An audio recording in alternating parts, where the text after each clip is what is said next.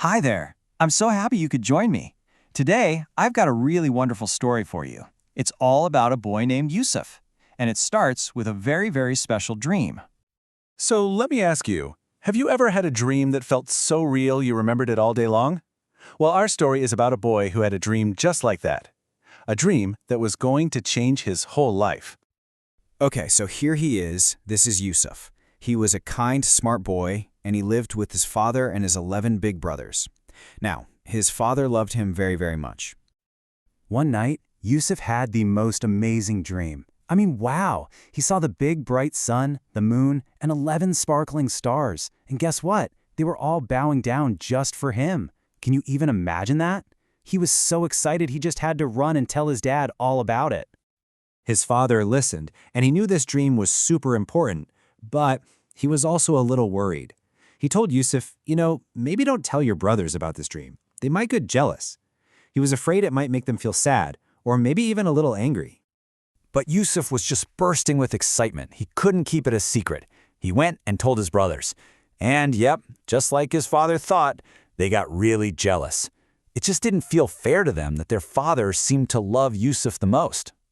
So one day, when they were all far from home, his brothers did something very unkind. They took little Yusuf and they left him all alone at the bottom of a deep, dark well.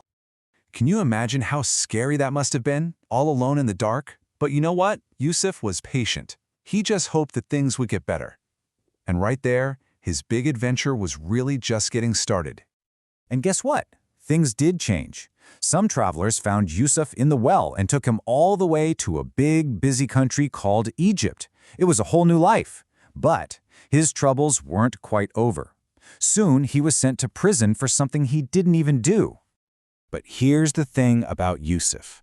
Even after all these bad things kept happening, he never stopped being a good person. He was still kind and helpful to everyone, even the other people in prison. Now remember that dream he had way back at the beginning? Well, it turns out Yusuf had a special gift. He could understand what dreams were trying to say. And that special gift? It was about to help everybody. It started small. He helped 2 men in prison understand their dreams. But then, word got out about his amazing talent, and it reached the king of Egypt. The king was having these really strange dreams, and nobody had a clue what they meant.